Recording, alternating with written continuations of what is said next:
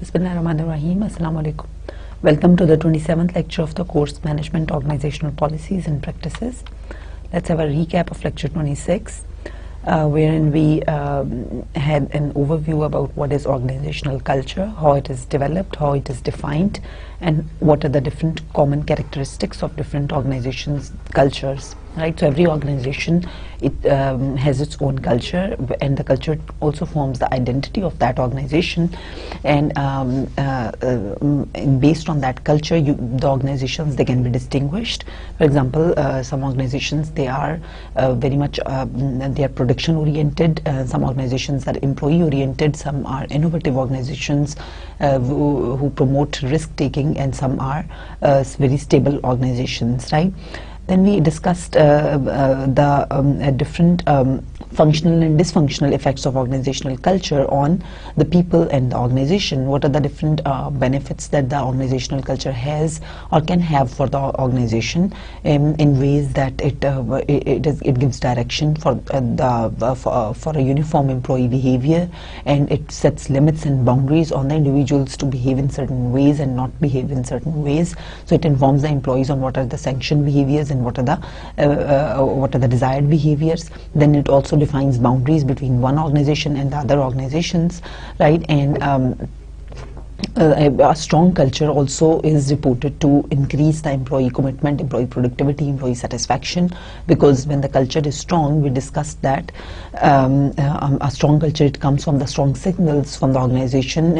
A culture is said to be strong when there is a consensus among the managers on particular values and on particular decisions, and when there is consistency, and when there is the practices, they are consistent with each other, they're supporting each other, the different practices that are being used by the organization, then that is consistent, and those practices are distinct as well. The employees see the distinct values from all those different practices. So all these factors, they help determine the cultural strength in the organization. The stronger the culture in the organization, the more likely it is that the employees they do not receive conflicting signals from the organization, from the managers in the organization, and the more likely it is that it is going to be less ambiguous for them, and things are going to be more clear for them, message is going to be more clear for them, and there is going to be better implementation of the organizational policies and strategies, and the employees are expected to behave in the expected directions, in the desired directions, because the signals are coming strong from the top management or the organization, and that is also going to result in higher productivity, better performance, and more commitment and satisfaction of the employees. So that is the functional aspect of culture that we studied. Then we also studied the dysfunctional aspect of culture. So dysfunctional effects of culture, they appear in the form of the different barriers that this culture or the strength of a culture that poses for the organization.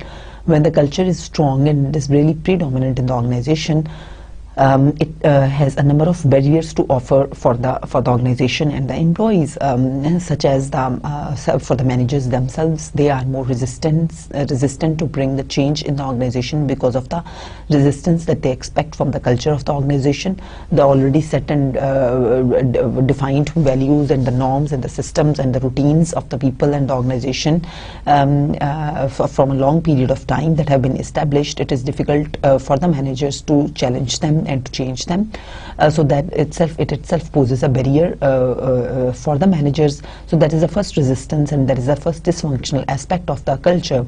And there are other dysfunctional aspects too that we had studied, such as how culture it causes a barrier to diversity, because the managers when they have that, on the one hand, when they because of the mobility of labor, it is a challenge for the managers to hire the diverse workforce, right, and from the multicultural backgrounds and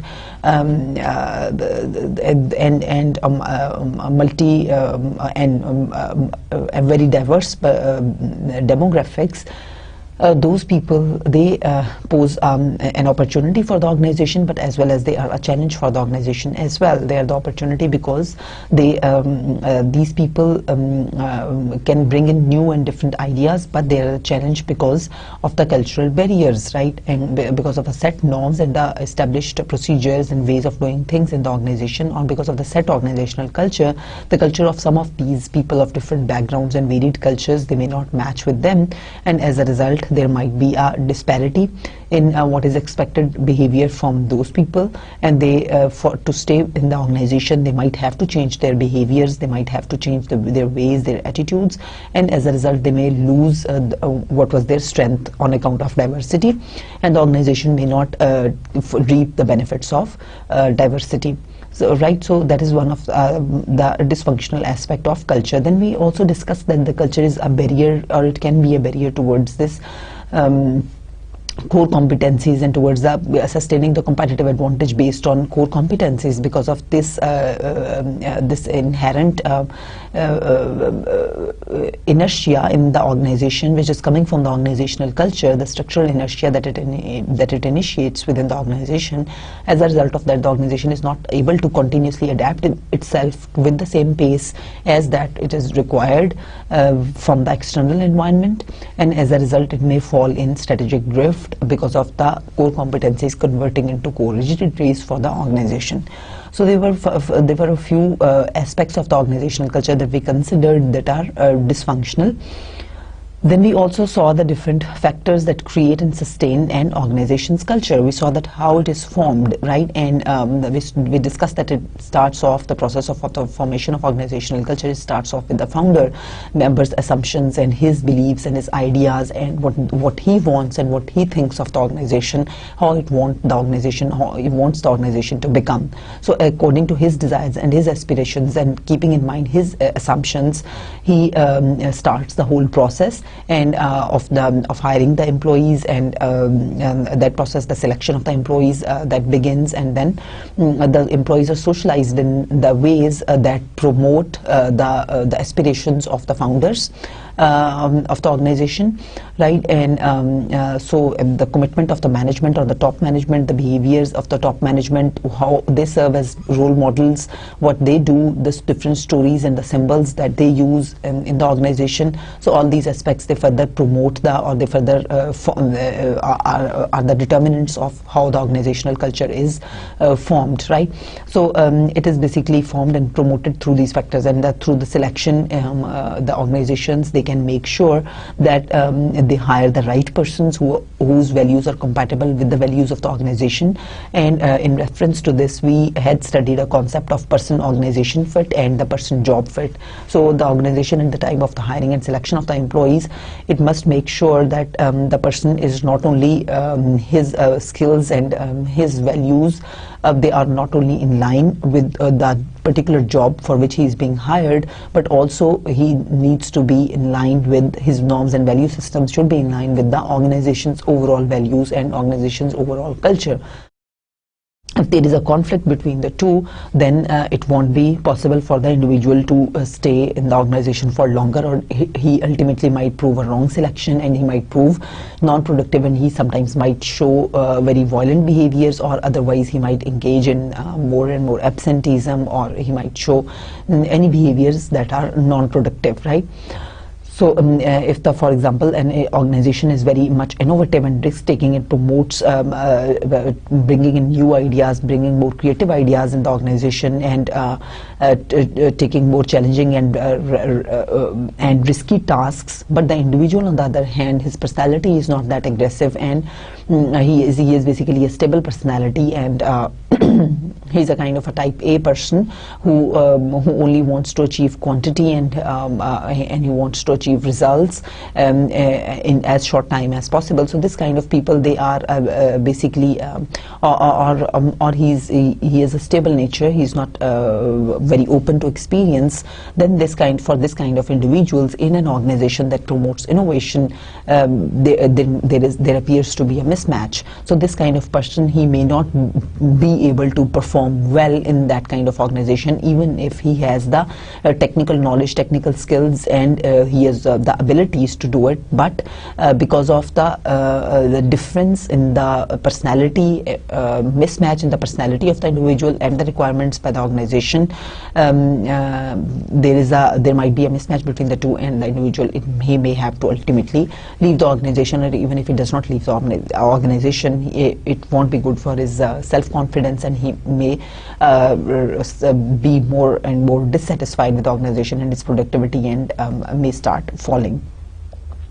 So we discussed that how the culture, it needs to fit with the organization, and how at the level of the selection, the organization, it can ensure that the individual fits with the organization. And we also discussed that after the selection, how during the different stages in the organization, it can ensure the cultural compatibility, such as through training. The organizations can provide the formal or informal trainings, and we discussed a number of options that are available within the organization, through which they can familiarize employees with the organizational culture, and they can promote the compatibility with the organization's culture. So then we had a discussion that we also saw the different stages of the socialization process that are followed in the organization, which such as the pre-arrival stage, wherein the individual at the level of the university or at the level of his business school, for example, wherein he is familiarized with the different job requirements and the different job markets. If the individual is in a business school, and if he, after his finishing his studies, he has to go to a business to a business industry, then he will be familiarized with the values, and he might be paid a visit to the different sectors wherein he can wherein there are requirements for business graduates, and he might be seeing that how the work is done there and what is the environment there, etc. And the different organizations, they also hire the individuals from certain business schools. They do their hirings whom they think that what they are teaching is in line with the culture of their organizations, and the individuals, they will be socialized at the pre-arrival level as per their desires and as per their needs. So there is a pre-arrival stage, and then we also had a discussion of the encounter stage, wherein the individual actually enters the organization and encounters what is the organizational culture and what are its norms and expectations, and vis-a-vis the individual's own. And then finally we discussed the metamorphosis stage, wherein he assimilates with what is the requirement from the organization, or he leaves the organization. And then we had a discussion that how the organizations, or how an ethical culture can be created in an organization, and the right ways of doing things that should be promoted, and the wrong ways, they should be discouraged, even if they are lawful. Then describe a positive organizational culture, and we also see that how national culture differs from the organizational culture, and we saw that this national culture that is basically above this organizational culture, and we saw this with the help of an example. So this was it we discussed for the lecture 26 on the organizational culture, its transformation, its development, its origin, and why it is formed, what are the functionalities and dysfunctionalities of the culture, what is ethical, what is positive culture. This was our discussion for the 26 lectures. Now let's have a look at what is the topic for today and what is the outline for today. Today we are going to see this conflict, negotiation and stress management. Objectives for today's lesson are: first we'll be seeing what is conflict, then we'll differentiate between the traditional human relations and interactionist views of conflict, then we'll see then we'll outline the conflict process, then we'll come to negotiation and we'll see what is negotiation. We'll be contrasting the distributive and integrative bargaining. Then we'll apply the 5 steps in the negotiation process, and we'll see how individual differences influence negotiations. We'll also assess the roles and functions of the third party negotiations. We'll describe cultural differences in negotiations. Okay, so conflict is basically a process that begins when one party perceives that another party has negatively affected or is about to negatively affect something that the first party cares about. So at that point is an ongoing activity when an interaction crosses over to become an inter-party conflict, right? So it is conflict is is the perceptions in the eyes of a party that the other party has negatively affected the first party, right? And the other party has negatively affected the first party on something that it cares about, right? So something that is important for one party, that party perceives that the other party has influenced it on that point, right? So this is about perceptions and feelings. This is important to note here. And when we see the conflict process in the next slides, then we'll see that how these perceptions and the feelings, they are important.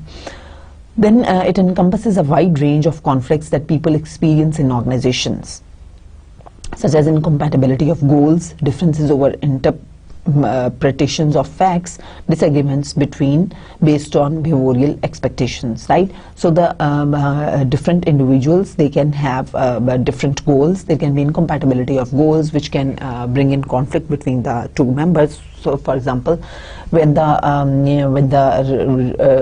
resource allocations take place in the organizations, then the two divisional managers, for example, a conflict might arise between them because if they are self-sufficient divisions, or if they are no profit no loss, or the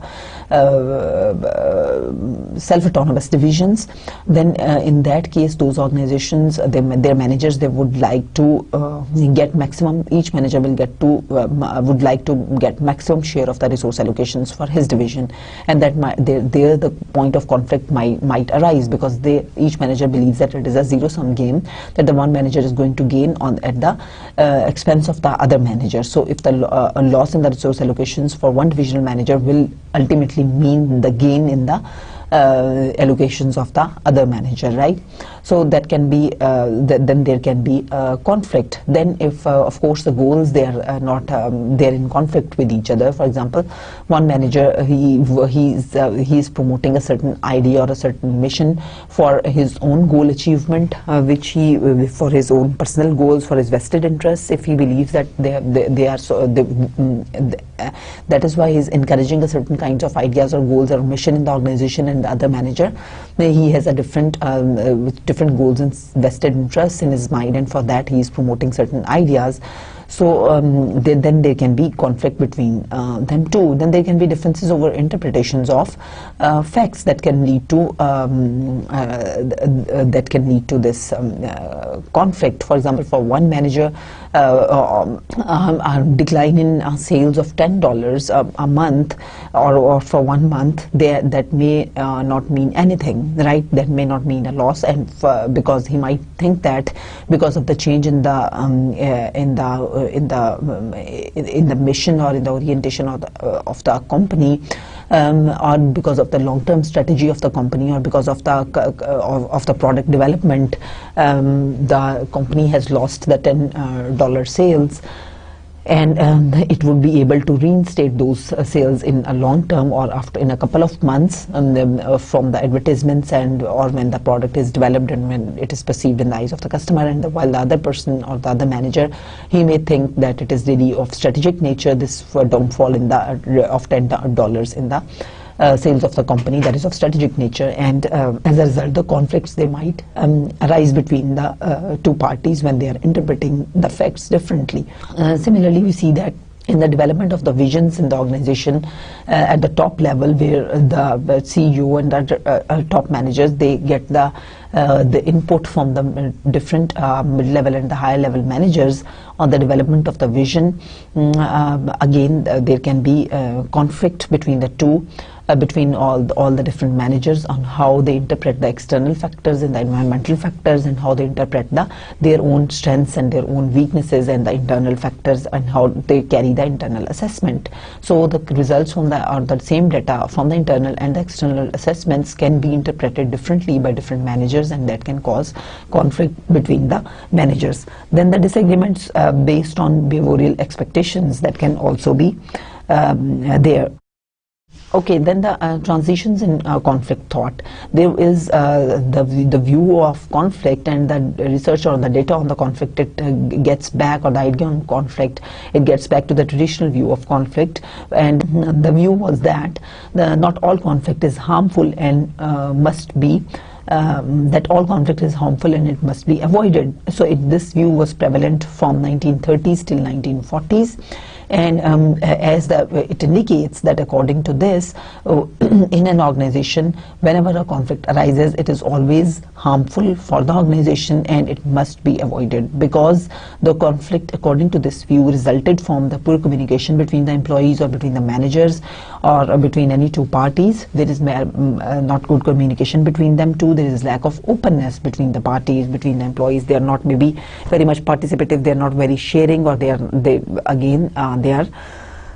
not very open. They are hiding their views, hiding their stances, or so on. They are not very clear.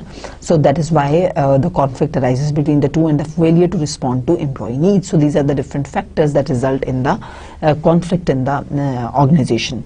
Then was presented this human relations view of conflict, which came in late 1940s, and it remained till mid 1970s. So this view prevailed for almost 30 years, and the belief was that conflict is a natural and inevitable outcome in any group, right? And because this view, as the human relations, the name of the view indicates, that according to this view, when the two employees in an organization, or any two people in the organization, when they interact with each other, it is very much likely and logical and rational that the differences can arrive and the conflicts can arise between those individuals or the employees who are dealing with each other. So there is nothing there is nothing bad about the conflict, or there is nothing unnatural about the conflict arising. So it means that it is not it is not necessarily on account of poor communication, or it is not necessarily on account of a lack of openness between the parties, or poor communication between the parties, but it can even with good communication and even with openness between the parties, a conflict can still arise when they are dealing with each other, right? And the view stated that the belief that conflict is not only a positive force in a group, but that it is absolutely necessary for a group to perform effectively. So that was the view that was given by the interactionists. They were one step further, the human relations view, right? And human relations view, as we see that it is one step ahead of the traditional view of conflict, which necessarily viewed every type of conflict as bad. Compared to that, the human relations view, it said that the conflict can arise between the individuals, and it also said that it's not necessarily always bad. So but the interactionist view, they believe that the conflict is it is not only that the conflict is not bad, but sometimes but a positive but a certain level of conflict in the organization can increase the group effectiveness. So that was the view that was given by the interactionists, and that is the view that is prevalent now, right? So this view basically distinguished the conflict into two forms. One is the functional conflict, and the other one is the dysfunctional conflict. So the functional conflict is the conflict that supports the goals of the group and improves its performance, whereas the dysfunctional conflict is a conflict that hinders group performance, right? So they basically distinguished between the two forms of conflict. They said that all type of conflict is not necessarily always bad for the organization, but it can also benefit to the organization. Now, which type of conflict can benefit the organization and which is bad for the organization? For that, they divide the conflict into the functional and the dysfunctional. And the functional is what that supports the goals of the organization and the group, and they improve the performance. And the dysfunctional is that hinders the group performance and is not good for the group and for the organization. So then they describe 3 types of conflicts and then categorize them into functional and dysfunctional conflict. The first one is the task conflict. So according to this view, the task conflict is a conflict over the contents and goals of the group of the work. Right, and so it is basically task related, as the name indicates. It is only particularly related to the contents of the task, how it is the contents of the task and the goals of the task, right? And the view states that low to moderate levels of conflict, they are functional. So when it comes to task conflict, so even the moderate level of task conflict is functional for the is functional, and it is good for the performance of the group and the organization. Because according to this view, when the individuals or the employees, they disagree over the contents of the task,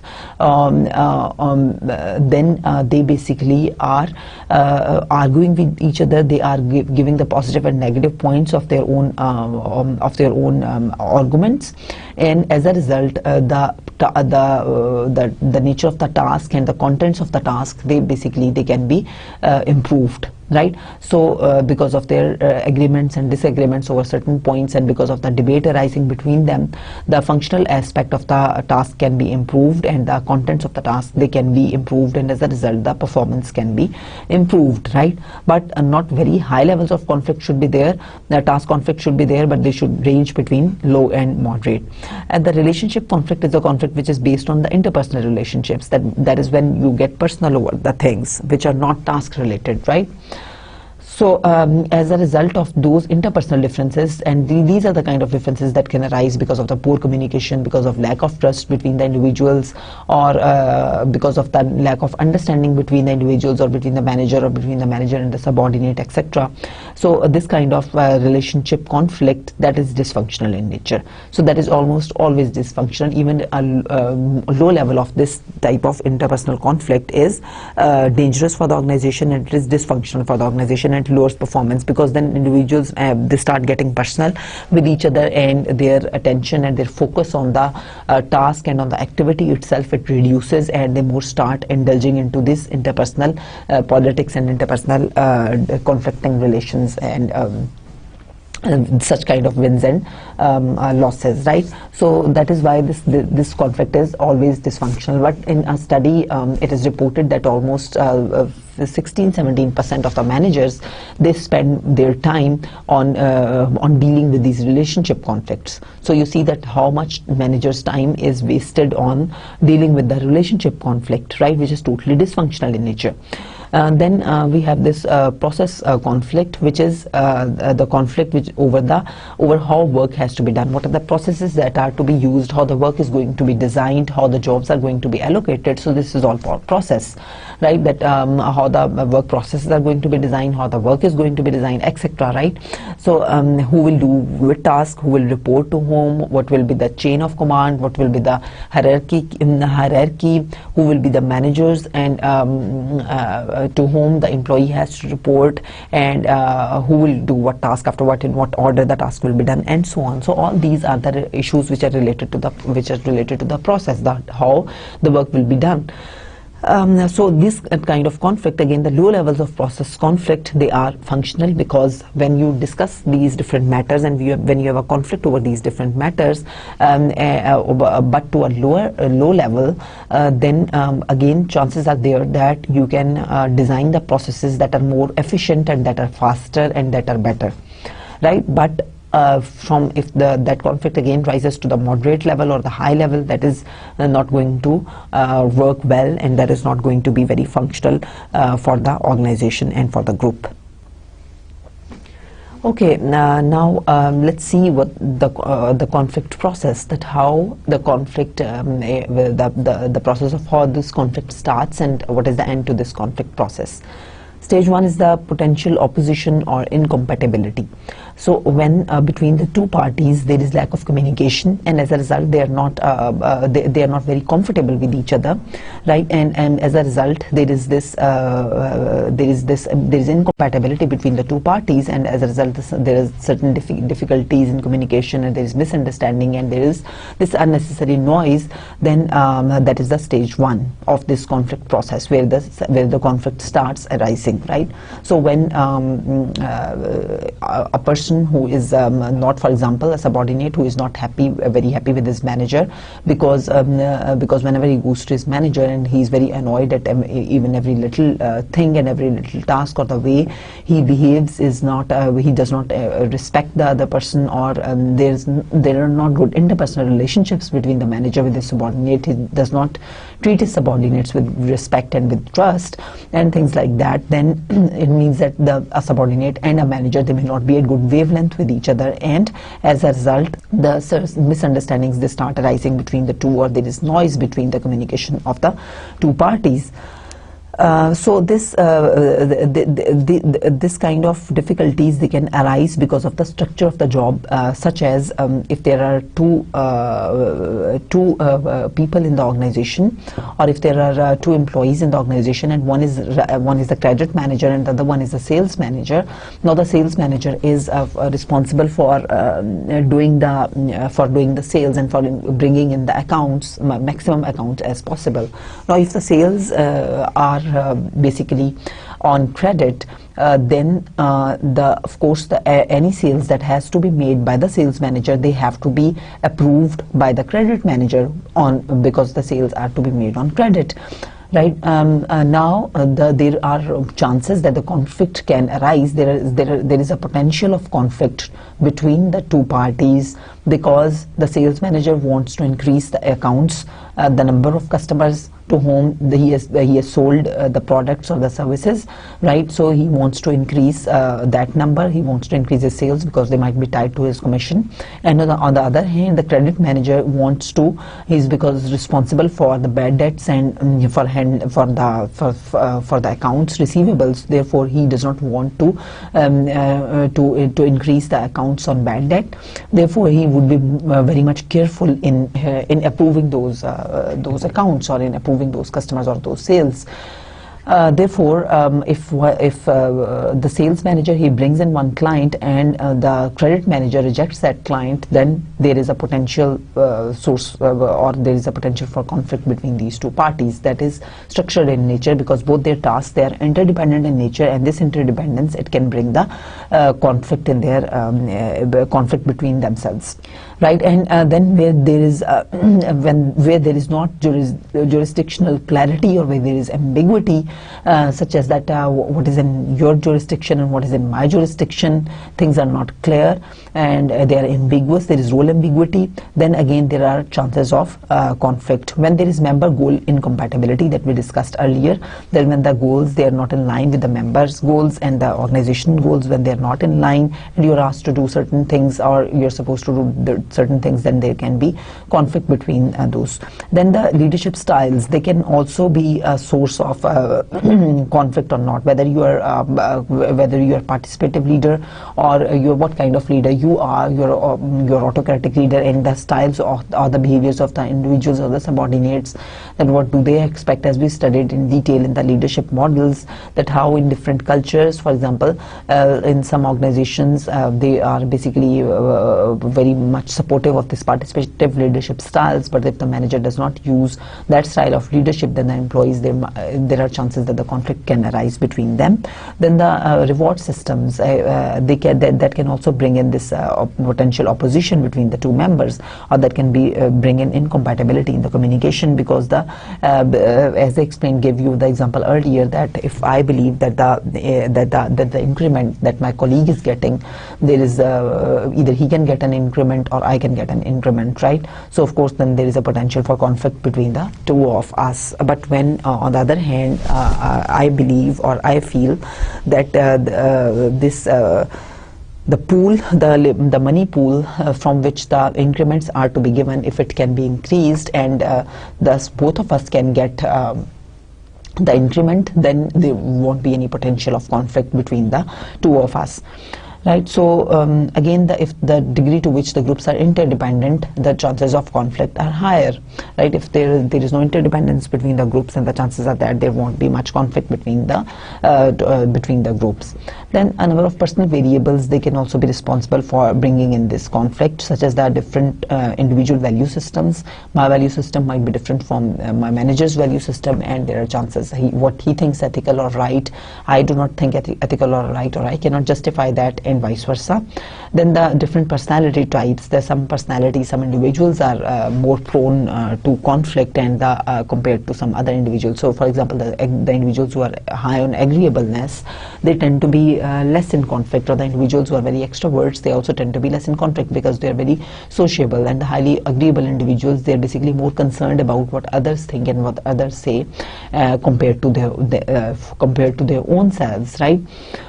So the different personality types, they can also determine the expected the potential of the conflict between the two parties or more. Then the second stage is cognition and personalization. This stage is important because of the two reasons. One, at this stage the conflict is defined, and the other stage the conflict is felt. The other reason is that the conflict is felt at this stage. So because of these two reasons, this stage is important. First, if there is a potential of conflict between the two parties because of all the different factors that we discussed earlier, it is important for the conflict process to begin, or for the conflict to be there, or that it is perceived. Of course, if something is there is something unfavorable, or there is something disturbing between the two parties, or something not comfortable between the two parties, then one or two parties, unless and until they perceive that there is something uncomfortable between them, of course the conflict, it cannot be begin, or it cannot be defined. So it is the awareness by one or more parties of the existence of the conditions that create opportunities for conflict to arise, right? If there are differences between those two parties over certain issues, but those differences are not perceived by them, right, then of course the chances are that the conflict will not arise. So second, there is this felt conflict in which the emotions are expressed that have a strong impact on the eventual outcome. When these conflicts, they turn, or when you perceive the certain conflict and you also feel that conflict, and you feel uncomfortable, or you feel bad about that conflict, so it is when that conflict or that perceptions about the other individual, when they are hitting your emotions, then you're feeling that conflict. So under the felt conflict, you have this emotional involvement in a conflict which is creating anxiety, tension, frustration, or hostility in the minds of one party for the other, or in the minds of both parties. Then the third stage is the intentions. Intentions are where the decisions to act in a given way, they are taken, and the behavior does not always accurately reflect the intentions, right? So sometimes you have certain intentions, but you do not behave that way, right? Although intentions, they are a very big indicator, very strong indicator of behavior, but they are, of course, they do not perfectly depict the behavior, right? So of course they are distinct from the behavior, and they are not 100% predictor of behavior, but they predict behavior to a greater extent, right? So this is that so the intentions, they are, one, they define your behavior, and two, these intentions, they lead you to act in certain ways, right? So they are the decisions that what you are going to do, right? So there are different dimensions of these conflict handling intentions. One is this cooperativeness, and the other one is the assertiveness. So cooperativeness is attempting to satisfy the other party's concerns, right? When you are acting cooperative, when you are cooperative, so when you intend to satisfy the other party's concerns, that is your cooperative intentions, right? And assertive is that when you are attempting to satisfy your own concerns, so you are not concerned about the other party's concerns, but you are only concerned about your own concerns. So that is the assertiveness. The more assertive you are, the more you're concerned only about yourself and not the other party. So that is the other dimension of the conflict handling intention, that what you want to do, right? Whether you are cooperative or you're assertive. So according to these dimensions, we define that how the individual is going to behave under the conflict situations. Okay, then we have these, we see that these intentions, again, there are a number of intentions on the dimension of this cooperativeness and assertiveness, such as the competing, the collaborating, avoiding, accommodating, and compromising. So if we see all these dimensions with the help of this figure, we'll see that on the horizontal axis we have cooperativeness, that either you are showing completely uncooperative behavior or you are highly cooperative, right? And we have this assertiveness, that you are highly unassertive or you are highly assertive on the y-axis, right? And as per these you will adopt your certain behaviors. They would be defined from the degree of the cooperation and or the degree of the assertiveness that you have. So if you are highly uncooperative and highly unassertive, then you'll be using this avoiding strategy of conflict handling, right? So here in the avoiding, the individuals who are neither concerned to maximize their own goals or their own purposes, or nor they are concerned to satisfy the others' goals or purposes. So what they do is that they adopt this kind of avoiding strategy, that if there is conflict between the two parties, try to avoid that conflict, right? And the individuals who try to basically cooperate with others, who try to listen to the others' concerns, right, and who are not concerned about their own selves, or who do not want to maximize their own concerns, but they want to maximize, and they are concerned about the other party's issues and they want to solve and satisfy them. They are basically accommodating. The accommodating strategy they use, and they are the people who basically tend to accommodate others, right, to maximize their concerns. Then the individuals, the other categories is this competing strategy. Competing conflict handling strategy is used by the individuals who tend to be high in assertiveness and who tend to be low in cooperativeness, right? And so these are the individuals, on the other hand, who want to satisfy their own concerns, and they are not concerned about the other party's concerns, and they don't attempt to, and they don't want to satisfy the other party's concerns. So they only want to maximize their own concerns. So they are using this competing conflict handling strategy. Then the collaborating is the other extreme, wherein the individuals, they all want to satisfy maximum of their interests as well as the maximum of the interests of the other party. So they sit together with the other party, listen to their views, listen to their ideas, listen to what they want, tell their own views, their own ideas and what they want, and then mutually they come up with the possibilities which are basically the win-win solutions for both the parties. One party does not have to give up at the cost of the other party, and they can both maximize their interests, and they can both gain from their negotiations, or they can both gain from they can both develop or devise a solution that is in best interest of both the parties, right? So they are not only concerned about their own but also about the others, and they want to collaboratively arrive at a solution which is win-win game for both the parties. Then the compromising is where you have a certain degree of both cooperativeness and assertiveness. So you are also listening to the party's views of the other party, and you're telling your own views, and by way of the negotiation and the settlement process, you are ready to give up some of your pie, and the other party is also ready to give up the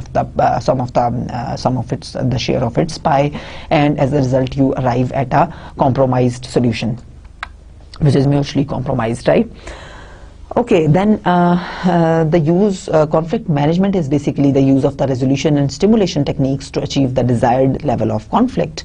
On this conflict intensity continuum, the lower levels of conflict, as we discussed earlier, they can basically be, if the conflicts are at lower level, they are more manageable for the managers than if the conflicts they arise too high and there are too much conflicts between the parties, then they become more difficult to handle, and they become more dysfunctional for the organization, right? Then there are a number of conflict resolution techniques that the organization can use, or the management can use, or how the managers they can manage this conflict. There are a number of options or number of techniques that they can use, and there are a number of techniques that are conflict stimulation techniques as well. So we'll be talking about them as well here. One technique that you can use is that, or use this problem solving approach. So instead of avoiding the problems or instead of nipping the problems, you are basically the two parties, you encourage the two parties to come up with their problems, to discuss their problems, and to bring in the solutions. The other the technique of this conflict resolution is by superordinate goals. That is, you put forward, or you put in place the shared goals for the company's shared vision for the company, and so that they mutually strive to achieve those goals. Then the expansion of resources, that as I discussed with you earlier, that if there is conflict between the two parties over who will get the increment, then you increase the resources, and so that the conflict can be resolved between the two parties. Then there is this avoidance, wherein you try to avoid, the two parties, they try to avoid, or where we know that there are two persons, they're in conflict with each other, so or over something, you just try to avoid that thing, or whatever is bringing in the conflict. Then the smoothing is where you try the two parties, they try to smooth out their differences, right, and they try to surface more and more the similarities between those parties, and they try to hide the differences. Then the compromising is where, as I told you earlier, that they try to negotiate, and they try to give up something and arrive at a compromised solution. Authoritative command is that when there is conflict between the two parties and the manager, he just gives in a decision that, okay, it should be resolved this way, or this is the solution, or this is the answer, or it should be done this way. So using his authority, his command, the manager resolves the conflict and makes a decision. Then altering the human variable, that when there is conflict between the two parties, you need to change their behavior, and that you can do by ways of trainings, or by way of counseling the employees, and by other means which can alter the behavior of the employees, so that the conflict does not arise between them. So because sometimes only the attitude problem in some individuals causes the conflict, right? So the behavior needs to be changed, because the attitude, it translates into the behavior. So those attitudes of the employees, sometimes only they need to be fixed, right? So that you can do with the help of this trainings on the conflict, and the trainings on how to deal with others. Then altering the structural variables can also lead to resolution of the conflict. We discussed a number of elements in the organizational structure and in the job structure, in the job design, that can cause the conflict in the organization, right? And if you alter those structural variables, such as if you alter the job design, right, and the interdependence in the groups, or the interdependence between the individuals, and so on, other structural factors that we discussed, if you alter them, that can also be an option, that you alter them, and then you help resolve this conflict. And then the communication, that can be improved, the communication trainings, they can be provided, and the conflict can be resolved by that way. So sometimes we discuss this conflict stimulation techniques. I discussed with you earlier that according to the interactionist view, a minimum level of conflict that is always functional, that proves functional, especially the task conflict and the process conflict. So unless and until there is this conflict, the organization reaches at status quo, and it becomes really the chances are that the organization will become stagnant, right, and the changes won't come in the organization, right? So in order for that, in order to bring in the changes in the organization, in order to challenge the status quo, there should be a level of conflict, in order to bring in new ideas, and in order to establish and promote those new ideas, it is important there should be certain conflict. And that sometimes the organizations, when they are really start becoming stagnant because there is no conflict, as we discussed in the case of the charismatic leaders, that they basically employ the individuals, and their subordinates are always yes people, because they cannot listen no. So in that kind of circumstances, and they promote those individuals who are not who do not give rise to conflicts, and they like the organizational style of management wherein there is no conflict, right? So that kind of organizations, they sometimes they get stagnated, and such kind of the conflicts that can be stimulated in the organization by ways of bringing in the outsiders sometimes, so the people from the diverse backgrounds, or you can even hire the consultants to take their help. You can bring in the people from other different cultures so that the conflict can be promoted. Then you can bring in the structural differences in the organizations. Sometimes if there is, the groups are totally independent, and the you can create this interdependence between the groups, so that a certain conflict, it can arise between them. And sometimes you can also rotate the group members, so that you can do this intergroup rotation of the group members, so that the people from the other groups, they're coming, there is a different mix of people, and as a result the conflict that might arise between them, so and that can be functional for the organization. Then this devil's advocate that can also be appointed in certain cases. What the managers, they do is that they appoint a certain person who is supposed to do his homework and criticize the decisions that have been made by the majority in the group, right? And so that the decision making process, it can be improved, and the final decisions, they can be improved. So he challenges the decisions made by the majority in the group in order to bring in the conflict into the group, so which is of course the task conflict or the process conflict, and with the aim to improve the decision making and the solutions.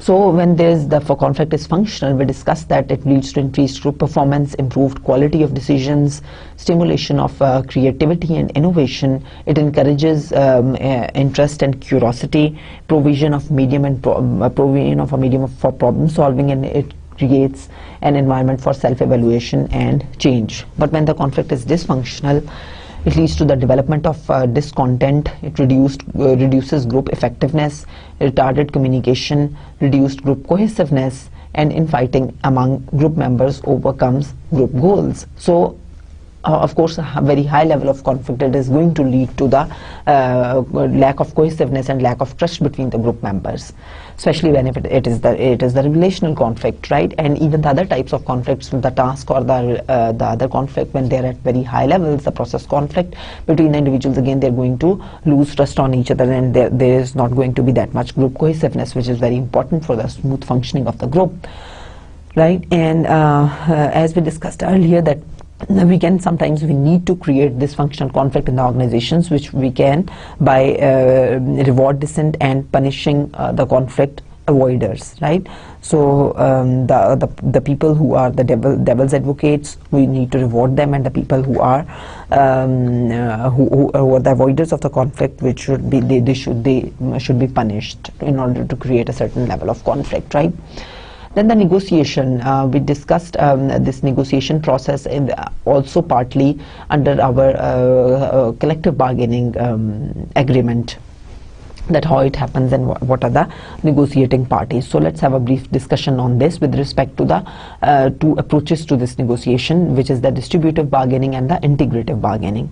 So of course we know that negotiation is a process in which two or more parties exchange goods or services, and they attempt to agree on the exchange rate for them, right? And the distributive bargaining, that is basically a way to negotiate between the two parties, in which the negotiation it seeks to divide up a fixed amount of resources. That is a win-lose situation, right? And integrative bargaining is, on other hand, the negotiation that seeks one or more settlements that can create a win-win situation, right?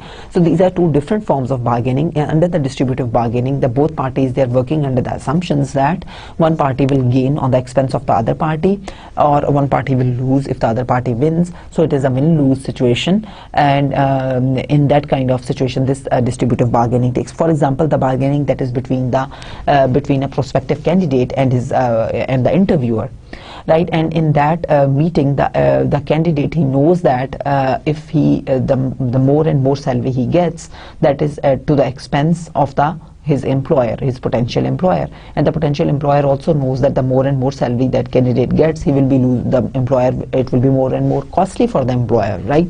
So it is a win-lose situation. The employee or the prospective employee, the more he is able to negotiate and the more he is able to get, he feels that he is a winner, and the employer feels that he is a loser, and vice versa.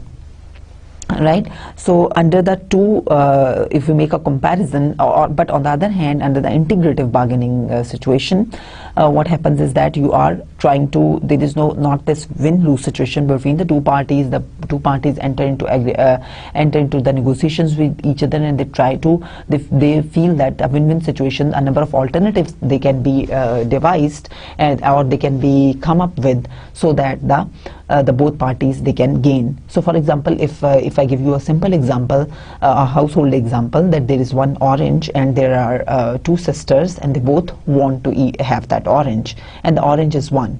So one of the sisters, under the distributive bargaining, one will think that if she gets the orange, the other one is going to lose. Right now, the one of the sisters, she wants to gets the orange because she wants to make an apple orange juice, and the other sister, she wants to get the orange because she wants to use the orange peel in the orange cake that she wants to bake. Now, under the distributive bargaining, what happens is that they have this short-term view, that they both view their problems, and they both immediately come up with this idea that if the gain of one is going to be at the cost of the loss for the other, right? So one of the two have the orange, and she gets her work done from the orange, and the other one loses. So that is the distributive bargaining. But under the integrative bargaining, they basically can transform this win-lose situation into win-win situation. When they come up, when they sit together, they see that what are the goals of, what are their goals, and what is the other's goal. They see each other's goals, they see the aspirations of each other, right? And then they try to come up with a number of possible plausible solutions with which both can benefit, and none of them has to lose, right? So what they can do is that now they need to see that what are their goals. Their goals are different, right? And with that same orange, when they think through, they both can benefit, one taking the orange peels, and the other one getting the juice from the content of that orange, right? So this is how they both can come up with a solution, and they both can create a win-win situation for they both can achieve their goals by a win-win situation, right? So this integrative bargaining happens when the both parties, they sit together, they see what are their goals, what are the solutions of problems of each party, what are the goals of each party, and then how they can arrive at the solutions, at the possible alternatives which can benefit both the parties, and it can turn into a win-win situation for both the parties. So under the different bargaining characteristics, we see with respect to the different items that vis-a-vis the distributive and the integrative bargaining. So when we see that the goal under the distributive bargaining, the goal is that you get all the pie you can, because you know that it's going to be at the expense of the other person. Then under the integrative bargaining, you expand the pie, right? So you expand the pie so that both the parties, they can benefit. So the motivation under the distributive bargaining is that win-lose, and in the integrative bargaining it is win-win. The focus under distributive bargaining is the positions, while the focus under integrative bargaining is the interests, right? And the information sharing is low under the distributive bargaining, while it is high under the integrative bargaining. So both the parties under integrative bargaining, they mutually sit together and they exchange views on all the information and all the background information that is necessary for the two parties to arrive at all the plausible solutions. The duration of relationship under distributive bargaining is short term, because of course, it cannot be a long-term relationship between the two parties when you are entering into the distributive process. When one party is losing and the other party is gaining, of course it's a short-term perspective, while under the integrative bargaining, the relationships, they are long-term. When the different bargaining tactics and the bargaining zone. So under the distributive bargaining, when you are entering into distributive bargaining with the other party, you are expected to be more successful when you are going to make an aggressive first offer, right? So if we go back to our example of a potential employee and the employer, the employer, if he asks the employee that what salary he expects, then the potential employee has a chance to make a first aggressive offer or to set an anchor. So if he, whatever he says that this is his expectation, that will serve as an anchor for the remaining negotiation of theirs. Right, so that would be the base point around which they would be negotiating that offer, right? So that is, of course, if you make an aggressive offer, the chances are that you will get better returns than if you don't make that aggressive offer. So the results of the studies, they report that the individuals in this kind of job interviews, those who make very much aggressive offers, which are so aggressive that they are irrational and they are too optimistic, and the employer does not take them seriously, and he only ridicules those anchors. While on the other hand, if the efforts they are too low and or they are too pessimistic, then again it's not it won't lead to a very good outcome for the potential employee. So you need to make a reasonable offer, and you need to make an aggressive offer, but it should also be reasonable at the same time. Then you can get more reward or better share of the pie. Then you should also be revealing a deadline. For example, if a potential employer is offering the job to the employee, and the employer sees that this employee really fits in the requirements of the job, and that employee has very technical skills, and the employee says that he has offers from the alternate job offers as well, and he will make his decision later on and tell the employer. Now the employer knows that this employee, there are chances that the employer will lose this employee, right? And so the employer, what he does is that he gives a deadline to the employee that within this much period of time you need to respond, because we have to decide. If you don't tell us within this deadline, then we'll be offering this job to someone else. So when you are setting this deadline for the employer, then there is pressure on the potential employee, and then the employer can gain better outcomes from this kind of distributive tactic. Then there are a few tactics that are important in this integrative bargaining as well, such as bargain in teams. When you bargain in teams, of course, there are more ideas, better ideas, and then you can lead to better solutions. Then put more issues on the table. The more issues, the more information you put on the table, you can arrive at a better solution, and don't compromise. There are a number of individual differences in this negotiation effectiveness. One, the personality traits, such as the extroverts and the agreeable people, they are weaker at the distributive negotiation, because as I told you earlier, they are the individuals who are very sociable and who want more who are more cooperative, right? And they tend to be more cooperative and not that assertive. Therefore, these individuals, they are not good at this distributive bargaining. Right, and the people who are more disagreeable and who are introverts, they do best under this distributive bargaining. And then intelligence is a weak indicator of effectiveness. Mood and emotion also determine your negotiation effectiveness. The ability to show anger, it helps in distributive bargaining. The more anger you show, the more you are likely to get the concessions, and the better you're expected to be negotiating. And the positive moods and emotions, they help integrative bargaining, right? Because therein you have to come up with a solution which is integrative and which is good for both the parties, and which is a win-win situation for both the parties. Then the gender is how it is related to this negotiation effectiveness. Men and women, they negotiate the same way but may experience different outcomes.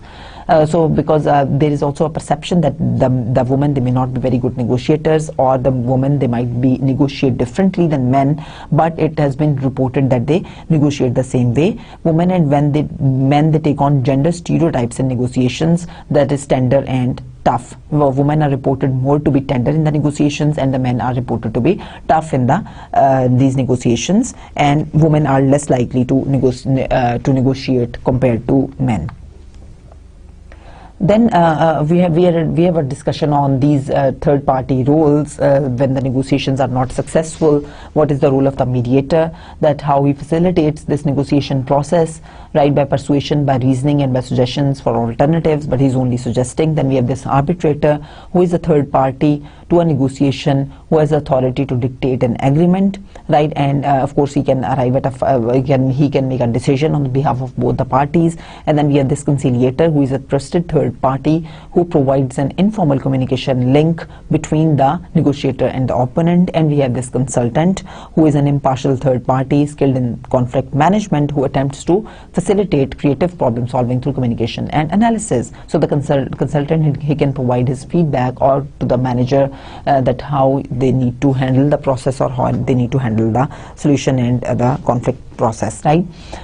Then of course we see that the Japanese and the US managers, they view this conflict differently, right? US managers, they are more likely to use competing tactics, while the Japanese managers are likely to use compromise and avoidance, and the reason can be the cultural differences, because US is more individualistic society, therefore they try to maximize their own benefits, and that is why they are more assertive and they are more using their competing strategies and they're low on cooperativeness. And the Japanese, on the other hand, they use these compromise tactics, or they try to avoid the conflict altogether. Then the multicultural process studies on negotiation styles show that American negotiators, they are more likely than Japanese bargainers to make a first offer, right? And North Americans, they use facts to persuade, Arabs use emotion, and Russians use asserted ideas, and Brazilians say no more often than Americans or Japanese. So there are different cultural differences when it comes to this negotiation process. Then of course, conflict can be constructive or destructive. It depends upon the level of the conflict, and reduce effective conflict by using this competing collaboration, avoidance, accommodation, and compromise strategies. And the integrative negotiation is of course better for long-term method and for long-term relationships, and for better outcomes for both the parties. Then we have our discussion on this workplace stress. We know that stress occurs at the workplace when your workplace is more demanding, and the resources that you have in terms of your mental resources, in terms of your physical resources, they are not matching the demands from your work or from from your work. Like you feel you are more stressed out when you feel overworked, when you are overwhelmed by workload, when you have lack of time for reflection and for meditation and for self-thinking, when you don't have time to complete the tasks, and when you are doing multitasking too much. These are all the different causes of the workplace stress that have been reported. Okay, this model, it depicts that there are different potential sources of stress which are coming from the environmental factors, such as the economic uncertainty. We have a discussion that how they affects the organization, right? And they have interest rates, the changes in the inflation rates, the layoffs, the recessions, how of course they're going to affect the individual, and the political uncertainty. Again, the changing laws, labor laws, and other laws and regulations, they can directly impact the individual in the organization, and the technological changes, so by way of which the individual, he might feel that his skills have become obsolete, and they can increase the stress of the individual. Then the organizational factors, such as the task demands, such as the role demands. Your tasks are very much demanding, and your role demands are such that there is there is not role clarity, there is role ambiguity, there is work overload, and there are other interpersonal demands that are increasing the organization, the stress coming from the organizational factors. Then from the personal factors, there can be a number of reasons, such as you have your own family problems, you have the economic problems, you have low income level, the domestic income level, and you have other personalities. Sometimes the personality factors, they're also a cause of the stress. So some individuals, they are inherently emotionally unstable, so they are reported to be more under stress, or they are less intelligent, they're reported to be more under stress than the individuals who are not, right? So these are all the different factors from all these different arenas that determine the stress of the individual, right? And the consequences of this stress is the headaches, the high blood pressure, heart diseases. Then you can have anxiety, you can have depression, and you can have that decreased job satisfaction, of course. And it also indicates certain behavioral symptoms. These consequences, such as loss of productivity, more and more absenteeism, and intention to turn over, and ultimately leaving the organization when the stress level is too high and not bearable for you. We see that there is this inverted U relationship between the stress and the job performance. When the stress levels, they are too low, the performance is low. When the stress level is moderate, the performance is high. The stress levels are, again, from this figure, we can see that the stress levels are can be functional, and the stress levels, they can also be dysfunctional. So if there is lower level of stress level, it's going to be it is going to be dysfunctional, because you know that when your job is not that much demanding, or your organizational factors are such that there is not much demand from you, right? So the job demands are low. When you know, then you are also going to be relaxed, and you're going to be low in your performance and low in your productivity. But when there is some certain degree of challenge in your job, then you also feel a certain degree of stress in your job. Challenging targets, challenging goals, they are a little stressful for you, and then that stress also converts into more work from you, more effort from you, and better performance and productivity from you. So moderate level of stress is related to the increased performance, whereas very low and very high levels of stress, both are related to low performance. So beyond a certain degree, if the stress increases, that is again going to reduce your performance, but up to a certain degree, if you have stress, that is going to increase your performance. Okay, then there can be different approaches by which you can manage the stress. One, the time management. For example, if you're feeling the work overload, sometimes you can cater to that work overload only through time management, setting your priorities, which tasks are more important, right? And doing them first, making your timetable, right? And prioritizing your tasks, right? And then doing your task. Multitasking can also help you reducing your stress and getting your work done. Then you can increase your physical exercise, that is reported to reduce the stress. You can do this relaxation training. You can expand your social networks. And then there can be a number of organizational factors that can help to manage the stress, such as the improved personnel selection and job placement. As we discussed earlier, that the personality factors, they can also be related to the stress, and those can be screened out in the selection process. Then individuals, they can be provided the stress trainings. Use of realistic goal setting should be there. If the goals are too over optimistic, then they can really increase the stress levels, and they can be dysfunctional. Then you can redesign the jobs. You can increase employee involvement, and the more the employees they are involved, of course, the better they will be in managing their stress. And the improved organizational communication, employees can feel more, they can more identify with the organization, and they can the roles can be clear and for them, and they can be more motivated, and their stress levels, they can deal better with the stress. Then offering employees sabbaticals, that is also can be a solution to this stress management. And the establishment of corporate wellness programs. Then I have a few questions, this one checklist for you that I encourage you to solve. So with this, we come to an end of today's lecture, wherein we had a discussion about the different conflict process, how it arises, and what are the different conflict management strategies. Then we had a discussion on the stress, what are the different determinants of stress, and how through the different individual and organizational factors, the organizations can deal with stress. Thank you for your patient hearing. I hope you enjoyed today's lecture. Allah Hafiz.